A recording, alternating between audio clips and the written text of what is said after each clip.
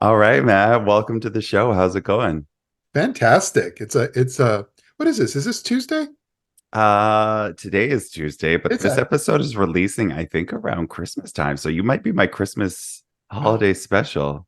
I'm feeling it on this Tuesday. Usually on Tuesday you're like, "Oh, I got the whole week ahead of me that I got," but somehow I think it's because there's so much excitement because Christmas is around the corner and everybody tries to cram all their work into like this one week so that they can take off next week and Oh, this week is busy, busy, exactly. busy for me. Oh, well, all right. So I want to jump right into it. You've been Yes, in the sir. marketing world for a while, a hot minute, definitely for sure. So you've been around, you know some things. I want to know, what does Pink Media and I Love Gay Network do in today's market? Yeah. Well, I mean, in the context, we did start almost 30 years ago in the when the internet was, first coming along. So what we used to do back then was working with clients, to promote themselves online. And then along the way came banner ads and then email campaigns. But when I sold my company in 2006, I wanted to stay in the market and continue to do what I enjoyed best, which was really kind of coming up with a strategy, helping companies figure out how do I reach my target demographic online. And so that's what we just kind of grew up with and continue to do, which was, of course, even 2006, banner ads, email, but then all of a sudden this MySpace started to come along, and so if you fast forward to today, it's all about social media outreach and across all those different platforms and how different it all is, whether you're using video and photos. And we still do some of the traditional banners and even video placements on TVs, and we do all these things, but our core is really storytelling and getting the message out to folks online by primarily through social media. Yeah, and you mostly work in the LGBTQ space. So I'm really curious, what are kind of the big differences between LGBTQ and marketing kind of to the masses? Yeah, well, it's just in general, it's a strategy, and almost all niche type of strategies nowadays kind of are very similar in that sense when you're doing online marketing. But for us, it's all about kind of the relationships and especially with the way LinkedIn and other social media on that side, which really leans on uh, personal relationships that we create online, which gives us a real distinct advantage, we believe, when it comes to really staying true and focused to the LGBT community. I mean, we Hmm. could say we can do this across the board in various different markets, probably make more money, but I wouldn't enjoy it as much. But also, I don't think we'd be able to be our best. Hmm. Like we wanted to be the best at something, and so we picked something very specific, and we've really focused on it for many, many years. And so, if we were more general, I think we would just be more like a Walmart trying to be all things to all people. Yeah, and that doesn't fit with the community because from my side, I've noticed that it can sometimes be a bit fickle Yeah. navigating the LGBTQ community because you have to niche down within that community as to like exactly who you're marketing to and what you're targeting. How have you kind of navigated that road of, picking and choosing how to market in that Yeah. regard? Yeah, no, it's happened very organically. And I would even segue in and say it's a when you're doing social media marketing, I believe it's all about being engaged, to look at it as a two-way relationship back and forth. And so a lot of what you're talking about kind of comes out naturally when you're engaged with folks that you find interesting, that you like, and that's how we ended up working with influencers many years ago too, because influencers are out there and they've got this strong, especially on Instagram, and they're much bigger than we are. But especially when we're on other social media, we start engaging with them. We start sharing their posts, and their first thought is, "Who are you?" And next thing you know, over a period of time, we become kind of online friends, and then even in the real world, when we meet, we become friends. And that's just been kind of that one aspect of our business that's been able to kind of be part of the overall mix that's continued to grow, I think, based on what you're saying. Okay, so when social media became a thing, there was obviously a pivot that happened in your business that you're like, oh, I see this happening over here. Yeah. Were you quick to jump on that, or did you kind of hold back and go, okay, let's see where this is going? Yeah, no, it's pretty quick, because it was really becoming something. It wasn't something where we thought, well, let's see where this goes. You could really feel it, that it was coming together. But for people that know me, they got tired of me saying, I called it the front door and back door. And so, and you might think like, that's a little weird. Why would you say that? The front door for advertising has always kind of the same. It started even with print. I want to buy a quarter page ad. Then they come to you and say, I want to buy 100,000 banner ads, or I want to buy an email campaign. But they come through that front door and they want to buy advertising. And so your job is to kind of work with them on that. But the back door was this whole thing that started to really grow, where they were coming in saying, well, I don't really know what I want, but I have a story to tell. And I want the right people to see it. So we ended up kind of taking them along the, like I was, in my mind, through the back door, and we kind of hold their hand and walk them through. And by the time we're done, it all becomes the same thing. They're in our sphere, and it's all about getting their message out to the right targeted people. And we're using, whether it's social media or email or any of that. But we took them through a very different path. And so instead of saying, I want to buy advertising, they came to us and said, I have a message to get out. And so I would say that everything's reversed now. And so now it's that I have a message to get out is the front door now. It's the predominant way we're seeing most of our new clients come in. And the ones that want to buy ads, whether it's mobile apps or banners or whatever, that's becoming a smaller and smaller pool that we work with. Yeah. And traditional media is also shrinking over time. There's the whole Google, Canada, Meta, we're not going to pay you money thing that's going on, because they're trying to figure out ways to keep traditional media alive. And I think there is definitely a need for traditional media, because I think we need traditional media to keep politics, in check. Because without that actual fact checking, and not just like, oh, I'm a reporter. No. Like the actual trained people who can go in and do that. It's really important to have that in today's world. But the money has shifted and the times have shifted. And how has your business shifted along that journey? Walk us through that a little bit about how you've grown and evolved into that role. Yeah, well, it's constantly moving, and so what it used to be, even in the mid 2000s, when it was like, I want to buy a banner ad, we realized that we wanted to actually move on.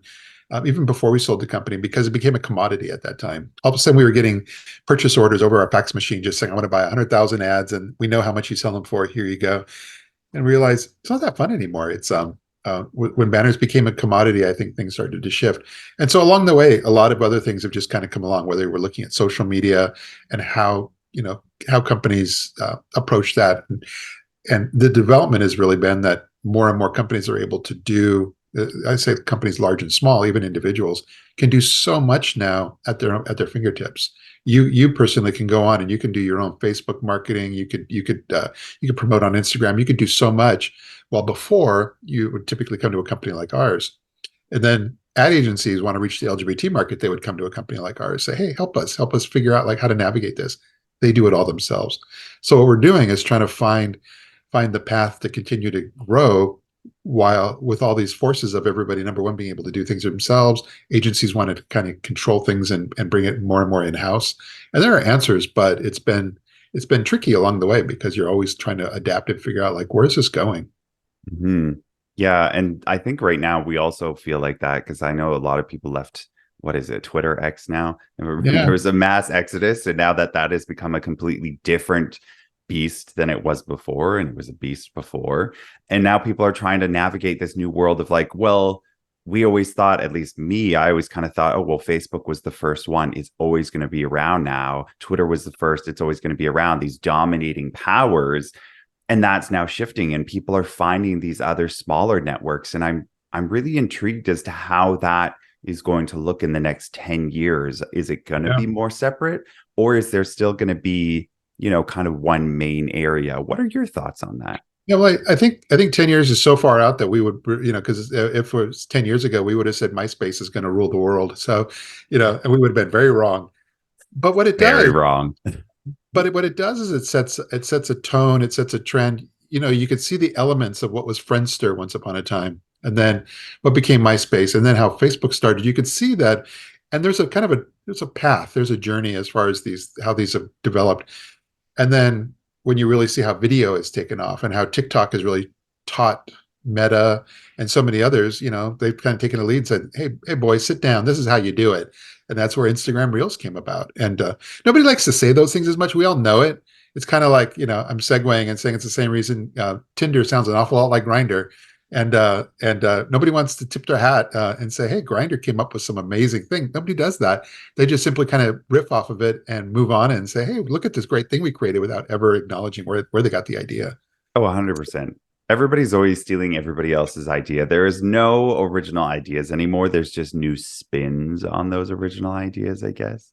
Yeah. So, Um, but just in general, I think what we're going to see is video is going to become more predominant in some way, shape, or form. Is it going to be TikTok video or something else? We don't know. And also, I think whatever allows us to be engaged, when you see LinkedIn and the success of LinkedIn, it's because of two things. I would say it's because you're able to have a two-way relationship or conversation, and in addition, you're able to reach second degree contacts, not just first, which is huge. Which means you're reaching friends of friends, or you're reaching people that you don't know, but they're kind of like-minded, and that allows your messaging to get out there to a far greater audience that you can on Facebook and Instagram, which are not. They're really limited to first degree, your friends and followers. So when mhm. you start looking at the general trends as far as what works really well now, you'll start to see where things are probably going to continue to morph and grow. Yeah. If you were giving advice to anybody on like what platform you really enjoy right now or what you think you would invest more time in, which platforms and why? Well, that's a tricky question, and I'm going to get myself in a little trouble when I answer. I mean, LinkedIn is the obvious, is a good one, but it's very business to business oriented. But it's I say but it's very strong. But the strength is those two areas. The fact that number one, you could be connected to 30,000 people, not just 5,000 like on Facebook. So your reach is far greater. And then their algorithm has gotten very good, so that number one, you don't have to see a lot of negativity and crap, and then at the same time, you're reaching those secondary connection. You're really reaching out to folks that you're not connected to. So you can reach a large volume. You can reach people you're not connected to. And the one that works really well for us, regardless of everything you've said so far, is at Twitter /X. We don't engage with hard politics. We don't engage with hard religion, and on a professional level, we don't engage on the hard porn. And what ends up happening is that you end up with an algorithm of feed that's far more aligned. Like, let's say we have something on Twitter called I Love Gay Theater. All we see are all the theatrical production companies all around the world promoting themselves, and they spend a lot of time and money doing so. And we're able to be a part of that and help them get the word out to the LGBT community. So we have value there. And you see the same for film. You see the same in books, sports. You see that, but a lot of folks are talking in the media and say, "Oh, Twitter is this toxic cesspool." And I'm not going to try to debate or tell people, what they're seeing. If that's what they're seeing, that's their world. But what we're seeing is very different than what we're being told a lot. And the numbers of people that see our posts and so forth, it's everything we post usually gets about 750 impressions per post, which is, yeah, it's small in some ways, but it's not bad considering that we're not paying anything. We're just kind of following the strategy, and everything gets that, and that means it's the average. So some Mhm. things get 10, 20,000 impressions because they do that reaching friends of friends thing that we were talking about earlier. Mhm. I'm glad you're having that experience on X. I don't Yeah. want to call it that. I'm glad you're having that experience because I know I left the platform because it felt like I was getting the worst ads and the experience was just not enjoyable. And I was just getting all these people and things that I didn't want to be involved with. And I was like, you know Yeah. what? I think it's time to step away. But where I did find a lot of where I didn't think I was going to find it was on LinkedIn. Yeah. And Yeah. it started off as very businessy, but I think my default is now becoming LinkedIn because it has a lot cleaner of an algorithm. It is a lot more, I don't want to say inspirational, aspirational kind of porn. But I can celebrate friends or people I know who are doing good things in Yeah. business and in their life. That makes me really happy. And that's kind of a little bit more of what I want. And I think a lot of people just don't use Facebook anymore for that. I think Facebook was too much of a Yeah. here's my whole life. Whereas I like to keep it a little bit more kind of clean and concise. So LinkedIn has definitely become one of my favorite platforms for sure. What's funny is that if you ask all the influencers and if you ask most people, they still go to Instagram. And what's fascinating also to me about Instagram is that, like, let's just say every 3 or 4 posts that I see on my feed is a sponsored post, but it's just sponsored, but it's not a big brand. It's individuals. A lot of times it's individuals, and they're throwing money at their own posts to get more likes or to get more followers. And there's this whole mentality that, first, I know it's a happy place for a lot of people. They really like being on Instagram above, maybe TikTok, but Instagram above all else. And the fact that you can just throw 20 or 30 bucks and boost your post, and if you have an event, you could do the same.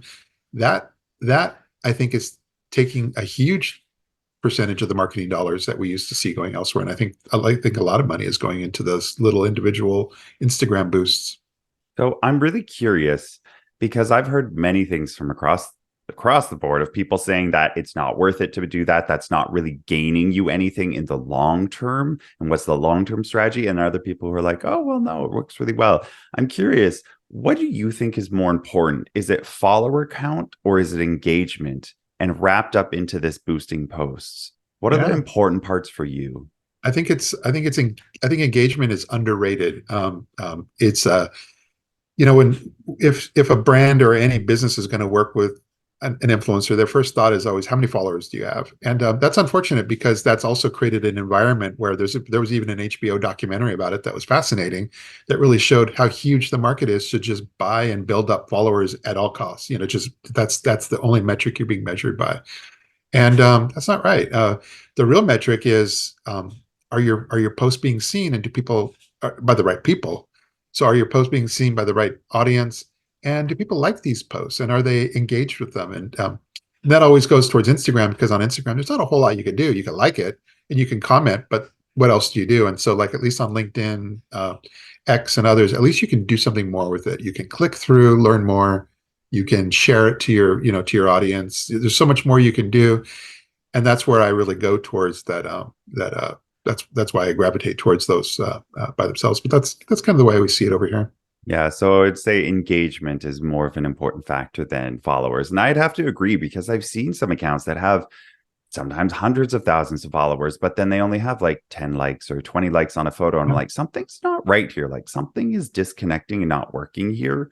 Yeah. And then I just go, okay, well, they obviously bought followers that do nothing now. And they just have this number so that they can approach advertisers or approach people and say, oh, I have this giant number. Okay, well, what's that return on investment that you're actually getting from that quote unquote big Yeah. number? Yeah. Well, the reality is that you can also have like 100,000 followers on X and Facebook, and maybe you didn't even buy them. Maybe you legitimately got all those followers, but the algorithm, especially on Facebook, you post, nobody's really going to see that post unless there are ways you can actually go into your Facebook page and make it more engaged, but it's very labor intensive. And so they really want you to spend the money to boost your post to the audience, do that on Facebook and Instagram. They love that part. So otherwise your post doesn't really get seen with 100,000 fan page or business page followers. And the same is on X. People will post there, but if they're not engaged at all and they only look at it as a one-way street, and you see a lot of those 100,000 followers could be very legitimate, but still no one is seeing their post. And yet they're still continuing just to automate this whole, let me throw all my headlines out there and do all this stuff. And it's just a lot of noise on a lot of waste. Mm-hmm. Definitely. I definitely hear that.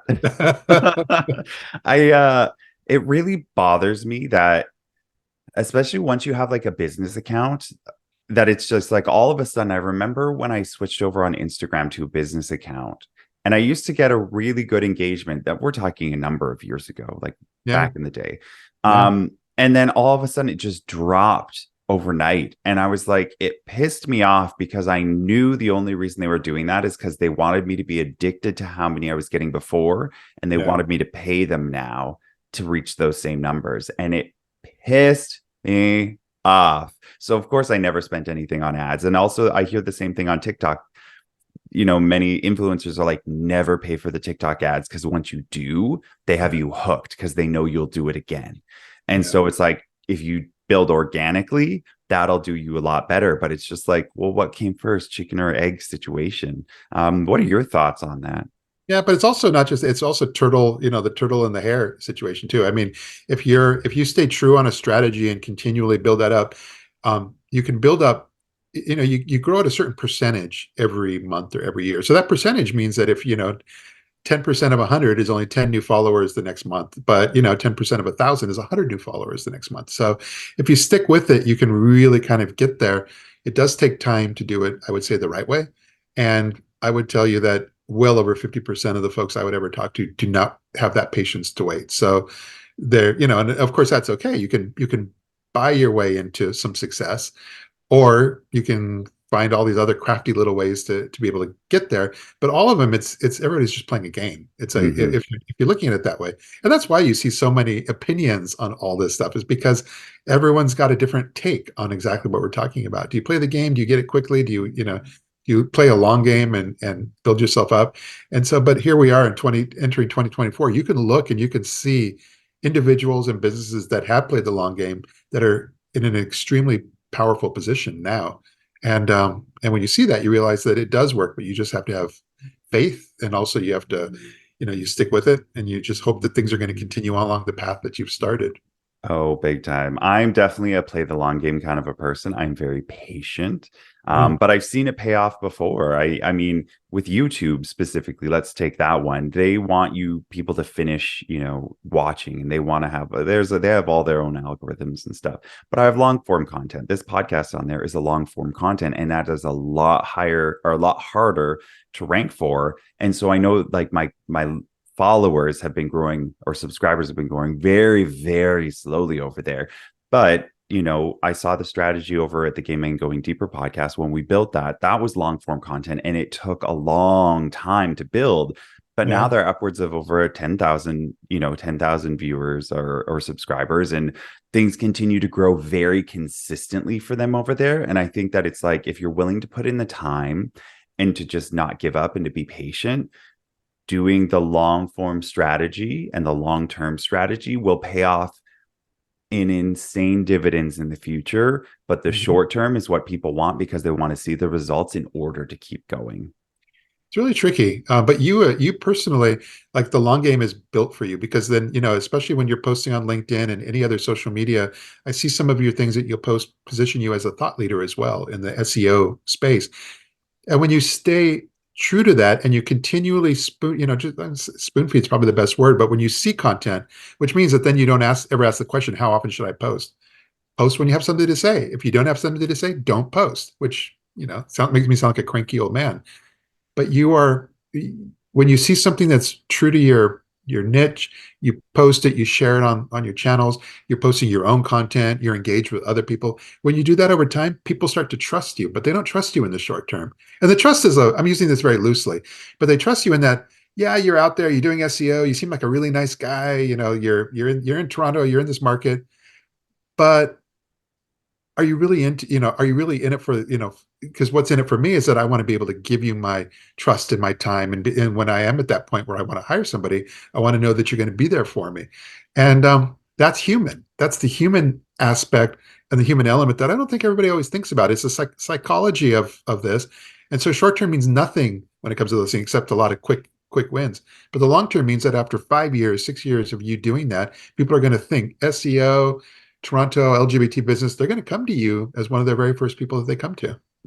And that's playing that long game. And Yeah. even SEO is a long game. Like, Oh, you yeah. don't work with somebody less than 6 to 12 months, because it takes that much time for Google to register and for all things to come together. And maybe that's what, kind of played into my patience, is that it's like, I know, because I've seen results come in long term, but to try and, I don't want to say convince, but to help people understand that it's just so much better if you do play that long game. Because even Yeah. putting out all this content, this short form that goes out there, I'm not, you don't get all the views on TikTok, and things don't always blast off, and it can be really hard for people to stick with it, because they're like, oh, I'm not getting anything. I'm not getting anything. No. You have to think about it as building a body of work. You're building a library and a body of work, just like this podcast. I'm building this content library so that a year from now, 2 years from now, when somebody comes, they can see all this content, and that will help build that know, like, trust factor that you were speaking about,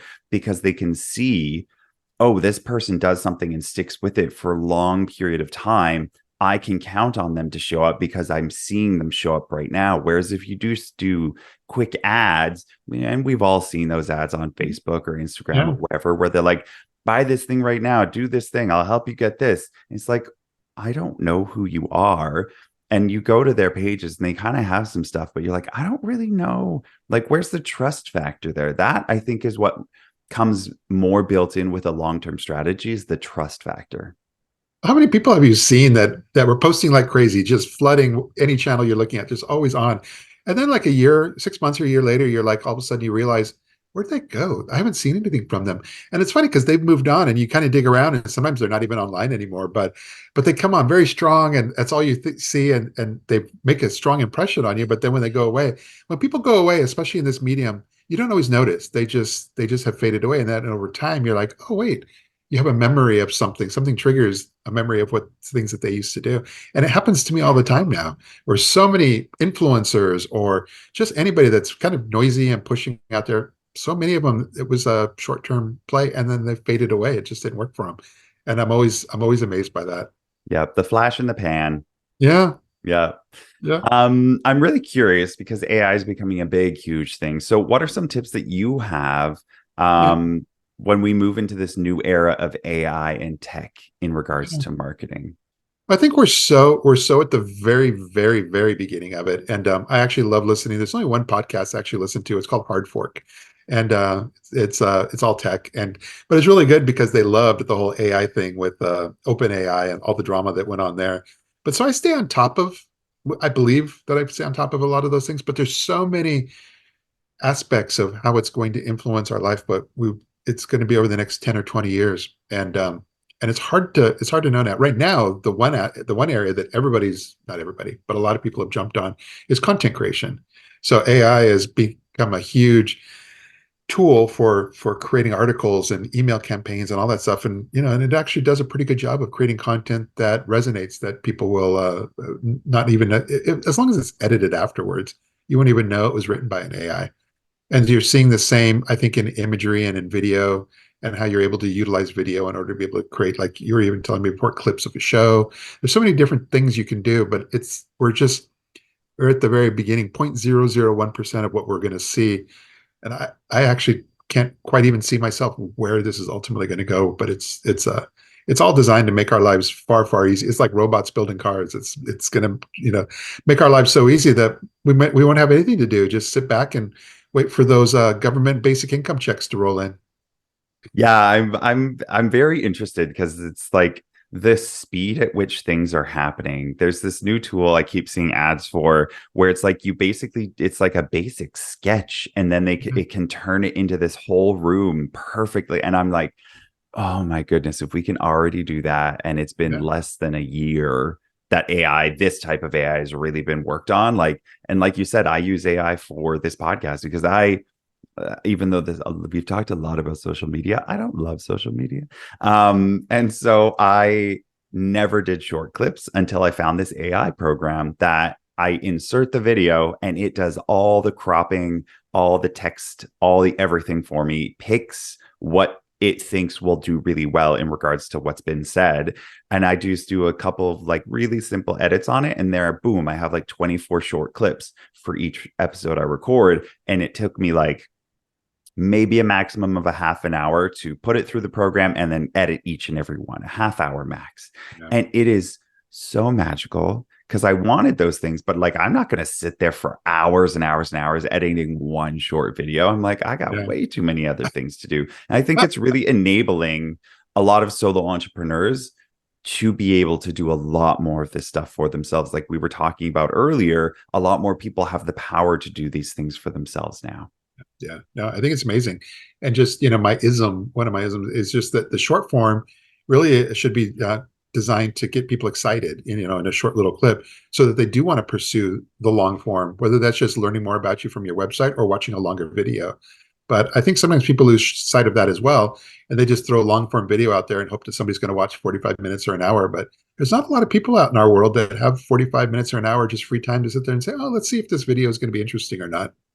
Yep. That comes from the know, like, trust. It's like you have to build that with your audience so that they know when they listen to that long episode, they can trust they're going to get something from it. But that's really hard to give it to them in that first, like, oh, listen to the hour and find out. But if you give those short videos, and this is what I'm learning in my business, those short videos give the taster of what's in the episodes. They go, oh, that's actually really interesting. I actually want to hear more about that conversation.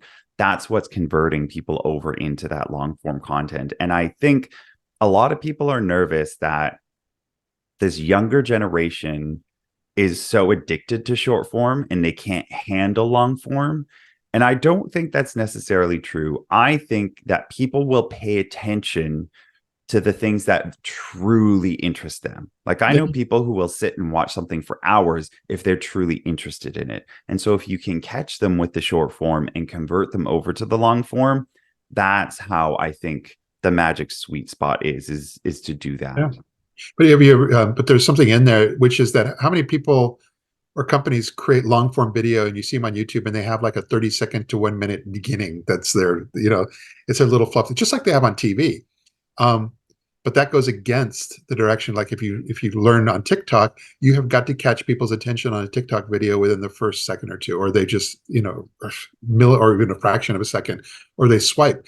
So the whole idea about not catching people and making it clear what this video is going to be about at the very, very, very beginning goes completely against what so many traditionalists are doing with their long form videos, with their cute little entry into it. And you watch those and you're just like, I get it. That's what it makes them happy to create it. But that's a throwback to the 70s, the 80s, and just pure broadcast TV.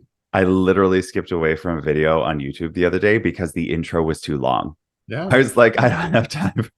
No, maybe you can move around and try to find an entertaining spot, but that's up to them to be able to give you the entertaining spots to start with. So yeah, there's a lot of disconnects. People don't just change on a dime, all this stuff, even though all the technologies continue to improve and the answers are sitting right in front of us. You could see the answers to where to go, what to do, if you just pay a little bit of attention. But a lot of folks, they're more focused on what they want to do, or like maybe they're saying, I'm promoting my business and I want to do it my way, and I don't have time for all this stuff, so I'm just going to do it based on, and almost all of those people that think that way go on Facebook first and waste a lot of time. Mm-hmm. All right. I want to ask you, if you were to tell people to pick one thing to do right now, like maybe they're a solo entrepreneur and they want to do something and they're just like, oh, I don't know where to start. What is one place that you would suggest for them to start? I would just say get your story out. Like, even if the story is like just a nice little short form, like this is what I'm up to this month, or this is something that I'm, what happens is that, like, let's just say I'm working with a client, and not to give you a longer answer for what should be a short one. On a longer one, you're working with somebody, so you're kind of working with, okay, let's introduce folks to you, and then you kind of work through a thing. But over time, the content and the story that everybody should be doing just right away is you get a flow so that you think of some things that are important or relevant to your client base, to your business, and you write that out. You make a nice little 1 minute, 2 minute blog post, video, whatever format you're most comfortable with. And then you get that out there through your distribution channels, your email thing, your LinkedIn, and so forth. So coming up with a nice little paragraph or two and keeping that out there on a regular flow, even once a month, I think that's the very most important thing, because in that way people get to know who you are. You're selling your business, you're keeping yourself relevant, you're multi-platform, you're out there on all the different platforms, and it's probably the easiest general thing to do that people are doing it, but not everyone. So it's sounding like consistency. That's part of it. Yeah. On your story is important, because then that way people get to know you again and again and again. And every time it comes up, they're like, okay, it reinforces who you are and what you do. Yeah. You're driving along, and all of a sudden, after you've done a few of those, you're driving along, or you're in the shower, and all of a sudden you just have this thing like, oh yeah, you start kind of thinking of something, and then all of a sudden that can have life, because it's a new idea that you've taken from things that maybe you've been reading and so forth, and then you distill that into something for that month for your audience, for your client base. And if you do that on a regular basis, they actually start to pay attention a lot to those, and they know what you do for a living. You go to see them at a conference, and they're like, you don't have to sit there and catch them up to what you've been up to for the last year. They know, because they've been watching your videos. And I'm telling you, this is fact. I didn't think people watch those videos in the same way, but I went to a conference recently, and they're ready to, they're like closing the sale. They're like, we know what you do. We want to buy this. I'm like, oh, fascinating. That's never happened to me before. All right. So keep it consistent and keep it out there for everybody to hear your story. This has been Magical Matt. Where can people find out more about you or the work you do, and if they want to work with you? Yeah, I think the easiest is just pinkmedia.lgbt. It's about the website. And then we bring Pink Media LGBT together for all of our social media profiles. So at Pink Media LGBT, but from any place they want to find us, they should be able to navigate, learn, and of course from there even reach us directly if they have any questions. Awesome. Well, I'll also make sure that all of those links are in the show notes for anybody who wants to check it out. Well, thank you so much for being a guest on the podcast today, Matt. This has been absolutely special. Thanks again. I'm enjoying my time with you. I can't wait till we connect in the real world soon. Me too.